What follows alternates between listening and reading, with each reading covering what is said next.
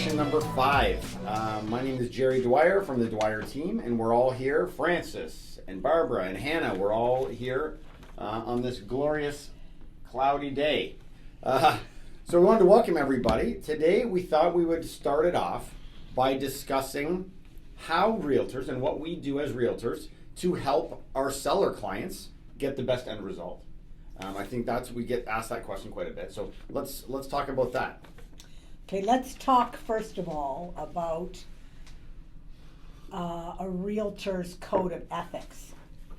So as realtors, we are committed to professional, competent service, absolute honesty and integrity in business dealings, utmost civility, cooperation with and fairness to all, personal accountability through compliance with CREA, the Canadian Real Estate Association's Standards of Business Practice. So basically, it's do unto others as you would have them do unto you. I mean, a lot of people, I know people know what we do because they see a lot of what we do, but it's the behind the scenes stuff and how we can help people. And I don't know, and I'm sure clients have heard us talk about CREA before, the Canadian Real Estate Council, and what realtors are obligated to do to help, but what we do to help with our years of experience to help people get the best end result. So I think, and keep them protected. That's right. That's a good point. Yeah, that's a great add. So I mean, right from signing listing paperwork to organizing what we do with open houses and finding the best times. I mean, with the research that we've done to do, because I know people out there have seen on their listing, what is the best time to do an open house? I mean, we can talk more about that as things go on. But just from signing paperwork to knowing what's out there in the market to make sure that we're doing what. And I know you and Francis, Hannah, you and Francis have both heard me talk about the 5 P's of real estate. So if you remember what those are, when we list a property for sale, and most realtors, they will post the property on MLS. They'll put a sign up on the front lawn. And then they pray that it sells. But we actually prospect daily for buyers, and we price watch. And those are important things that go along with all that to make sure that a listing is always top of mind in the market, right from when it first hits the market. So our seller has the best chance of getting it sold for the highest price and keeping the most money in their pocket. Mm-hmm. And I think what's important to talk about too is the detriment to well, the reality is that the realtors do face a stigma, and that's why we talk about protecting our clients and having, because everybody running their own business, and we're going across different types of people all the time. So whoever you choose to work with, you want to make sure is representing your best interest. So and further to that, you're saying, not all realtors are the same. Yes, and that's the reason why we recited this code of ethics, but it's about who follows it too. Right, and it's about, and also when you're having that conversation for a listing consultation, not just telling the client what they want to hear to get a listing. Yeah, we're honest with them from day one to the end result. Not telling them what they need to hear in order to make them feel fluffy. We want to make sure they're armed with the right information right from the get-go, so they know what their expectations are throughout the listing process. So not every listing is going to get 20 showings on the first day. The market fluctuates regularly, but that doesn't always happen. Where a listing's super busy right up front, sometimes it can take a day or two before buyers start to really receive it well, and then you start getting a bunch of showings on it. So you might be busier on the third day than you are on the first day, and that happens. But it's also the realtor's responsibility to know if it's not getting a lot of showings, when to adjust that price. Definitely. I mean, right? Or any other ideas that you can have. Correct. And maybe improve getting the people out. Yeah, I mean, remember we were talking about pictures as well. When we're out, and we'll talk about this during buyers too, but when your listing is first listed, you want to make sure the pictures showcase it as the best that it can to what it is. So you're not trying to make it a wide angle lens necessarily, make it really look luxurious if it needs work in a certain location. That's why maybe staging is important too. And we have that conversation with our sellers as well to talk about staging and what is the best way to market your property. And every property is different. It's site specific. They're not all the same. So what would somebody benefit over somebody else? I mean, some people, you walk in and their place is spectacular, it doesn't necessarily need staging. And somebody else might benefit from a little bit of staging in a room that's maybe empty. If as time goes on, the room's empty, or kids leave, or the basement's not being used. So certain rooms could benefit staging, and then some people can benefit from the whole place being renovated and staged before it's even listed for sale. So every client's different. And I think that's the biggest thing when it comes to protecting our clients is honesty, is being honest right from the get-go, because if we were to tell you what you wanted to hear right from the get-go, then it can also, rather than making the suggestions and doing our job of service to guide our clients in the right direction, it can cause a lot of problems down the line with how it can affect your listing, because they listed it too high than we would have originally suggested, and somebody might not have challenged them, and then it's detrimental for how much they walk away with in the end. It can be very, very important. I mean, if it's right out of the gate and something's not maybe off, then it could affect days on market. It could affect a buyer scheduling a showing. So there's a lot of situations there, and the initial startup. So when we sit with our clients and we're talking about listing their home, we have that 7-day plan. Right? And that's what I'm talking about, is the initial startup. They know what their expectations are in the first 7 days. So exactly. Right from signing listing paperwork, and we communicate when will the listing actually be active. Because sometimes we meet with a client and it could be a Monday or a Tuesday, and they might not be ready to go live until the next week. So we want to make sure right from the get-go that we schedule the pictures according to when the property is ready to go. And then it takes about a 24-hour turnaround on those pictures. So we feel, and I think we're all on the same page here, and this is, again, just for the listening world out there, this is what we do. Not every realtor will follow this, but this is, over our years of experience, is what we feel is the best time. And we feel Tuesday, Wednesday, and Thursday are always the best day to activate a listing. You get the most eyes on it, just because Mondays can be very busy days, and Friday a lot of people are in weekend mode. So we want to make sure that we give you the proper exposure with your listing in order to market the advertising and then potential open houses. So we want to make sure that the buyer public out there has a good opportunity to see your marketing to get you the maximum amount of showings and qualified showings to good qualified people that are going to come through that are actually qualified to buy. I know when I first started, before I joined this team, I guess I wasn't prepared enough or ready enough to give the hard conversation. I went along with, that price, or okay, we can use your furniture, we'll see what happens. Yeah, I'd love to. Okay, yeah, it's beautiful. But really, you need to be able to, as a realtor, I think, be able to go in and I'll use the word hard conversation, because you have to tell them maybe things that they don't want to hear because they think their house is the best. Yep. So let me elaborate on your story. I love that. I have, in my own house, I'm guilty of that. I have a really, really old family heirloom chair that I have. It's a red fabric chair, and not everybody would like that chair, but I love it. It's comfortable. I sit in it. If my house was for sale, I probably wouldn't have it in my living room. I would probably move it out, knowing that it's probably not, doesn't go with my decor necessarily, but I love the chair, and that's why I have it. And it has, to me, it has a lot of history behind it. So a buyer coming in wouldn't know that. They just say, this chair looks out of place in this location. So it's just knowing, you're right, knowing a piece of furniture maybe. It could be that minute. Finding one piece that just needs to be moved, angled differently, or removed from the room. Yeah, and I think if you keep them first in mind of what you're doing for them. I know this isn't, your chair is lovely, but in order to appease the buyers. Thank you. And you have to walk in. We just need to. My point is, we have to think about the end result for the seller. And to help them with these kind of tough decisions sometimes. So what we've been talking about then is the expert market knowledge a realtor uses to help the seller.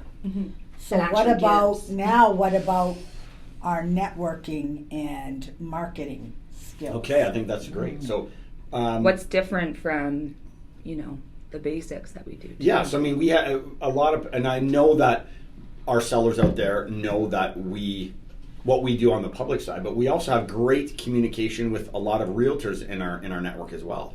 Everybody knows who we are, and they enjoy working with us because our communication is really great. So we can communicate really well with other realtors when we get a new listing to market it out to them, because we know that they may have buyers too. So we don't just post it on as the public sees, post it on realtor.ca and then just sit back and let the sign swing. I mean, we want to market it, actually email it out, send not only to our database with our newsletter and our website, but also sending it out to other realtors so they see it as well. And we're not just expecting them to click on the listing. We want them to know of our new listing. So social media is a big one. Yeah. Hannah, I mean, Hannah's huge in that. To send out with the website, and then with social, with LinkedIn, and with there's so many Facebook and options and stuff out there that there's so much that we can be doing. I have a lot of thoughts around this. It comes down to not letting anything sit, making sure you're always on the property and you're always making changes. If you don't make changes, then nothing will change, right? And not letting your sign swing there. Make sure it's on the top of on the top of the search field all the time. Yeah, exactly. Yeah. And that comes with protecting you and protecting that stigma of your listing from being hurt. And I was going to say with in regards to relationships, that's what real estate really is. It's not just the relationship with our clients, the relationships with other realtors in the industry, with our resource circle that we send you, with mortgage agents, with lawyers. We try to build a good relationship with everybody we encounter because we know that it matters for what we do, and that we want to get along with everyone that we can. Well, I mean, and we do this every day, so we have those contacts.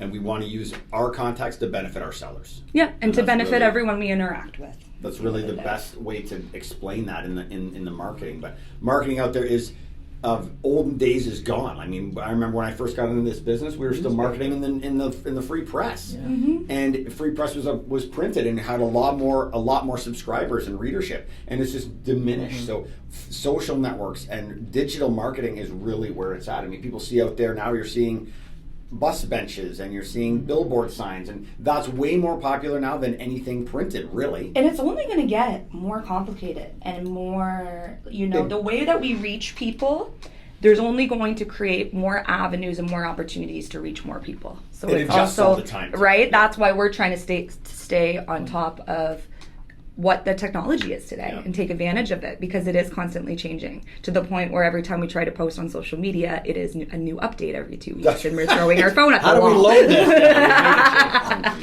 So you got to stay up to it, and the world is changing. It's not what it used to be. It's not as much door knocking as it was. Yes, I think that's hugely impactful, the face-to-face, but the world is becoming more remote. I feel like people are that's just the way of the world now. Everything's digital. They want to look when they want to look on their timeline, which is understandable. So you're right, the days of door knocking and flyer dropping isn't necessarily the best marketing anymore. Not that we're knocking those things. Those are all part of what we do. It's just trying to find the right person at the right time. And I think that's a big thing about it too when it comes to the marketing and with sellers, is that if just because digital marketing is huge for maybe one type of audience doesn't mean it's going to be right for a different type of audience. Correct. And that's why it's important to never put all your eggs in one basket and to cater to what is going to be the most impact for the type of audience that your listing will be as well, right? Like if you there's some people that will a door knocking and a face-to-face conversation, there's no chance they would have ever seen it online. Right? So it's important that as times change, you're incorporating what's new, but not giving up what's old, because that still exists. Funny, Francis and I were talking about that the other day. I mean, we've done some marketing in some buildings that have long-term owners there, and a digital marketing would be a drop in the marketing pool to them. It would be completely lost. So knowing that everything that we do in a marketing perspective from a listing is everything works together. Everything's hand in hand. No one thing is better than the other, but it's all together is what really is the most impactful thing.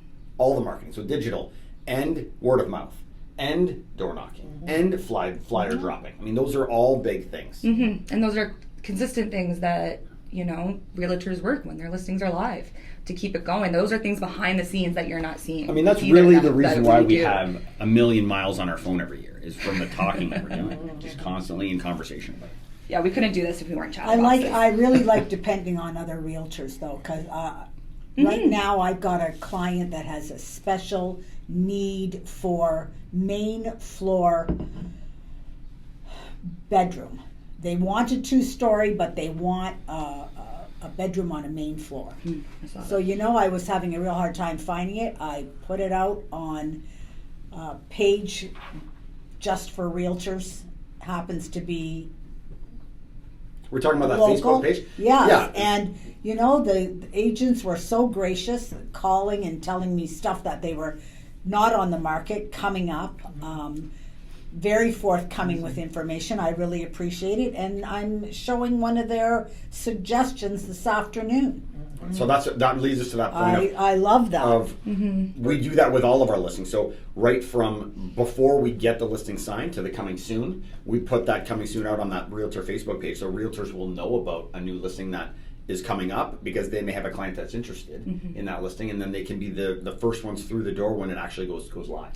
So, which is a big deal. I'm going to make one more note too before we take a quick break. Oh, look at that. I forgot it already. So let's just take a quick break. And I'll remember when we come back. And here's...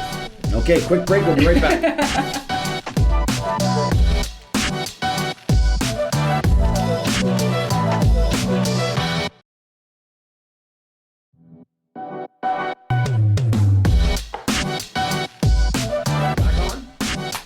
Welcome back, everybody, from that quick commercial break. Before we move on to anything else, we want Hannah to talk about what she forgot about before the break. So, Hannah, go now. Thanks, Jerry. So just to wrap up, before we could talk about how we realtors protect buyers, I do want to mention that don't distract me, I'll forget again. Oh, boy. No, we're talking about buyers next. Francis, get out of here. Don't leave. Okay, so what I was going to say, everybody, is back to the contacts and our relationships with... the realtor contacts? Yeah, realtor contacts, our relationships with our social circles here. It is also important to kind of note that when you're considering your agent and out-of-town agents, because... those out-of-town agents, say from GTA or somebody coming from London, they don't have the connections and the relationships that they would if they were to live here and do I would say for the most part. For the most part. Not everyone is in the as but it's just something to be aware of. This is just us. I mean, we would never list a property in Toronto, but it is common where we see an outside agent coming to list a property here. And they may not know the market as well. So you're right. Local's important, Hannah. You're absolutely right. I explained that much better when it wasn't on record earlier, but I think I got it through, and we're going to talk about buyers next. Let's talk about our negotiation skills.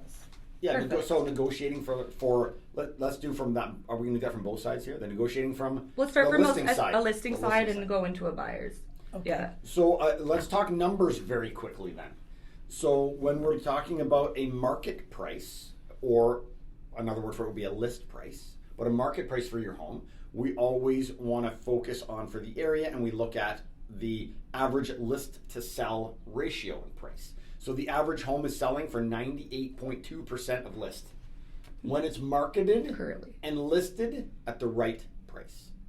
Because a lot of people see if it's not marketed right or listed at the right price, a lot of times it can take longer to sell the price and then sell the listing, and then we're trying to do a price reduction or suggest a price change to the seller in order to get it down to where it should be, and then that's where we get that 98.2% of list to sell ratio.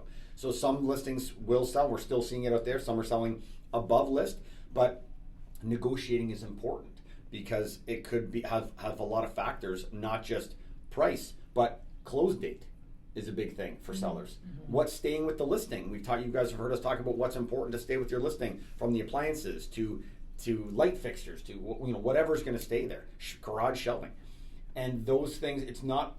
People always think it's about price for negotiating, and it's not. It's a lot of factors in a listing, or that's important to the seller, that needs to be negotiated out, from this agent representing the seller to the agent representing the buyer. And when you're working with a good seller and a good buyer and a good realtor, things can go very smoothly. And that's our main goal, is to make it run as smoothly as possible and keep the stress levels down for both. And if we're representing the seller, for the seller, and if we're representing the buyer, for the buyer, to try and make it go as smooth as we can. So negotiating again is not, people just think it's about price, but it's not always about price. There's other things that can be as important or more important than price to a seller. So negotiating can be a big deal. So what else am I forgetting about what we discuss in a offer presentation? Negotiating price, close date, making conditions. What stays with the house? What stays with the house? Mm-hmm. Yeah, those are all important things, and we try and outline that to the best. What's the most important things for the seller up front? But as sellers are aware, as they go through the process, a lot of things can be negotiated through an agreement of purchase and sale. So when we get an offer from a buyer, from a buyer's agent, their job is to try and get as much as they can for their buyer, and we want to try and make it as convenient and keep the most for the seller as we can. So negotiating back and forth and try and be level-headed around it, because sometimes it can be work with both sides, and it can be stressful for people. And anything can be negotiated. Of course. I negotiated a dog once in a sale of a home. Oh my gosh. And it was No way. Yes. I want to hear this story. Well, it was an elderly couple, and they were going into assisted living, and sadly could not bring their dog. And their dog was, as I recall, was about 14 or 15 years old, and this is the only home the dog had ever known. Yeah. It was a younger couple with, preteen children, and I told the buyer's agent that how upset my sellers were that they couldn't take their dog. And between the agent and myself, we negotiated that the dog would stay in the only home he'd known. The couple moving into assisted living would provide for the food, any medical care that the dog would need, and I believe, if I remember correctly, that the dog lived about 2 years and had a very happy existence. What a unique circumstance. And it really was. It's never happened again, but those sellers could move on, and they really felt it took that awful that dread of of moving, because they knew they couldn't stay, Guilt, but they just felt terrible about their dog, and they loved their dog. He was a family member. So anything can be negotiated. Wow. That's a very good point. So Yeah. we Very want to interesting. do the best for the client that we're representing. So there's a lot of factors involved in it. There's a lot of moving parts sometimes. Making sure they're aware of everything too. I heard a story recently that somebody bought a place and they didn't know there was septic. They didn't. Yeah. So you're right. So that brings us to the information about the listing and verifying information. So verifying information, if we're representing a seller, we make sure that we verify tax information. We check on zoning. We check on neighborhood sales. We check on electrical. We check on what issues may arise at a home inspection from a buyer's side. We talk about all of the conditions that you can. So we want to confirm. And then we do it again, representing the buyer. Yeah. We do the same thing again, representing the buyer. So facts about the listing are important. But something to kind of keep in mind too, as we're explaining this, representing what we do to represent the seller, what we do to represent the buyer. So if you're going into a listing and want to be represented by that listing agent, as a buyer, keep in mind that listing agent's best interests are to get the seller's most money. Correct. Point, Hannah. So it's just something to note, right? When you're representing a buyer and you're representing a seller, your initiatives are very on the client that you have. Exactly. Yeah. So you're right. So we if we have a listing, we always recommend, we're always voice that to anybody that calls or comes in, that we're representing the seller. So if they want their own representation, by all means, we welcome that. We want them to have their own representation. We never turn anybody away. We're not going to refuse anyone help. You're right. Clarity is there, that they know what the expectations are from their perspective and what the expectations are from our side of the fence too. So to make sure there's no gray area there. It's nice and open and great conversation. So when it comes to negotiating skills, then real estate agents are invaluable, and they act as a buffer between the seller and the buyer. That's a good point. I mean, how different would the conversation or the negotiating go if the buyer and seller were in the same room? Exactly. Right. Yeah. So you're right. I mean, that brings it back. And sometimes that can happen, and things can get affected very drastically because the buyer and seller talk to each other, too. Yes. Because they don't. I don't know. Anything could happen, right? But right. sometimes it's better to control what's being said and know what's being conveyed. Yeah. So clarity, openness between us and the client that we're representing. And so nothing emotional happens between the seller and the buyer either. That's what, right? That's why we're Yeah. involved, to try and make sure that we get the point across from whatever party we're representing. We're representing the seller, that we can process the information that they've given us and pass it on to the other side in a clear and concise delivery. Without Make putting sure a what's personal important. aspect on it, or, right? Because sometimes just one thing could be said the wrong way, and suddenly seller doesn't like buyer anymore. I mean, and that, you're right, and that's not always the way that was meant to come across. Yeah, we of want to course. try and make sure that it's delivered in a way that's best for that client to hear. Yeah. Right. So whether that is, I mean, sometimes it could be. Let's talk. Sorry, we're off topic a little bit. Let's talk about feedback from a listing, because a lot of times we get a listing, we give feedback on a listing that we show our buyers as honest as our buyer gives it to us. But if we're the listing agent and we have a seller that has a room that in their house, let's say they painted this purple room that they're absolutely in love with, and it's a big deal to them. But a buyer that we're not representing, that another agent is working with, they say my client loves the home, but they hate the purple room.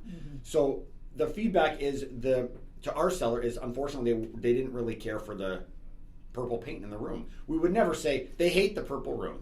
So it's just a delivery back. Yeah. I mean, we want to still get the point across, but it doesn't need to be as brash or as bold as we receive it sometimes. But we want to make sure that it's still delivered to the seller, because it is something at the end of the day that they can work with if they choose to. If they choose to paint that out. Being able to, as the buyer, to have that confidence to also tell your agent exactly how you feel, right? That's the other thing too. You're not holding back. It's they're saying what they need to tell the agent, that's right? another good point. I mean, tell us. We want to know what our client's thinking. We don't ever want them to wonder something. We never want them to. They're never insulting us. We want to know what's on your mind, because we want to be able to represent you to the best of our ability. And if the communication is not open, then it's going to be that much more complicated. Yeah, we got to be a team. So be with open. You. Yeah, you're never insulting us. Be open with us, so we know if we take you into a house and you don't like it, tell us. Yeah, but you're not hurting our feelings. Yeah. Our goal, not our house. Yeah, is to make we you need to know. happy. If you hate the layout, we need to know that. Yeah. Don't ever show me this layout again. I've decided I don't like back splits. Perfect. No and problem. bash it all you want. No, That's we won't benefiting tell the your seller time. is what you say. That's benefiting your time. I mean, this is about, on the buy side, this is about you. We want to make sure we're showing you the properties that are right for you. And things change all the time. We could take you, a lot of times a buyer doesn't know what they don't want until they get into something. That's why we can constantly change the information of what they're looking for. Nothing's ever written in stone. Yeah, because how many times is a buyer consultation with a buyer who definitely wants a two-story, and then they end up buying a back split or a ranch, and because it's a discovery for them, it's a discovery for us. And along that buying journey, well, things change, and that's our job to find out as quickly and conveniently and inexpensively for the buyer what they're looking for. Exactly. It really is, like with the buyer side, I feel it's a very psychological, kind of game to find them what's, best for them, and figuring out what's best for them before they even have to self-discover it themselves sometimes. We're your therapist. That's what I always say. I know you guys have heard me say this, but I say this to buyers, and I say sometimes it's easier to know what you don't want than what you want. So we can eliminate things as we go, change things as we go, and that's just the part of the process. And we want to make sure that it's as convenient and enjoyable for the buyer through the process when they're looking for real estate as well. So you're right. That is a big deal as well. And then when they find the right place that they want to put an offer in on, that's where our market insight and price analysis. So they can feel good. They can make the decision. They can make the decision for themselves with the guided knowledge that they are good with that decision. Then that if they get their offer accepted, they're not going to be disappointed knowing they. Yeah, the end result, we want them a positive. We give them all of the information to make them feel good about and let them make the decision that's exactly. That's with our guidance, of course, but it's always their. Well, you're right. I mean, it's our job. Put them in a position that they feel it's their decision and they feel good about it in the end. That's it. It's our job to give them the information so they can make the decision that's right for them. So right from market to comparable sales, to condition of the home, to discussions about home inspection. And whatever's important to them. I think that's the difference too, is a lot of people are just, they want their realtor to say, okay, what's the best price? What do I do? Tell me. And it's like, yes, like we can tell you what we think, but it's even better to give you the information yourself so you feel good about it. That's right. Right? Absolutely. That's right. Instead of just telling people what to do. We assume sometimes that everybody knows what we know. And they don't, because we do this every day. They don't do it every day. That's why we're doing our podcast. That's right. That's exactly right. Realty Remarks. Nice plug, Anna. Okay, so I think we've touched on quite a bit there as far as the ins and outs of the first 7 days of the listing, and a quick recap on what buyers can expect when we go to offer pen to paper, and the difference of the seller and buyer agent they're relationship. Those are different parts of the transaction. They're different clients, and their expectations are going to be different on each side of that. Mm-hmm. Okay, so I think we've done a good job here. So we've definitely touched on that. So we'll think so. Let us know what you think. We'll call it a wrap. So, and remember, guys out there, we do want you to. We would love for you to visit the website. It's all been revamped. We have a one-stop shop there. Everything is there. Listings, information about us, information about market. Yeah. We want you to visit that. And the podcast link is there as well. So it's one stop. You can click on all of these and get them all right from the website. Mm-hmm. And you can even search all of realtor.ca listings. That's right. Everything that you need real estate-wise is on there We really wanted to make it as convenient for everybody as we could, so they could hit the website and get all the information right there. Mm-hmm. Okay, so thanks everybody thanks for tuning in, guys, and thanks to all of us for being here. I think we're almost at like our quarter for the podcast. What are we heading April now? Quarter of the year. Quarter of the year. So. And before I forget, as I always do, stay tuned for a special episode featuring first-time home buyer tips and workshops. So that we will elaborate on that further. Completely about buying your first home. Workshop. Yeah. And buying in general. That will be coming. Yeah. Great. And buying in general. Okay. Thanks everybody for coming. Until next time, this is the Dwyer team. 1, 2, 3, out. Bye.